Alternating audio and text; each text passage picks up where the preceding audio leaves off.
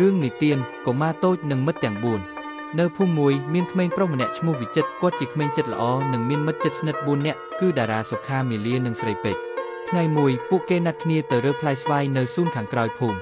វិចិត្រមិត្តតោះយើងទៅរើផ្លែស្វាយជាមួយគ្នាតារា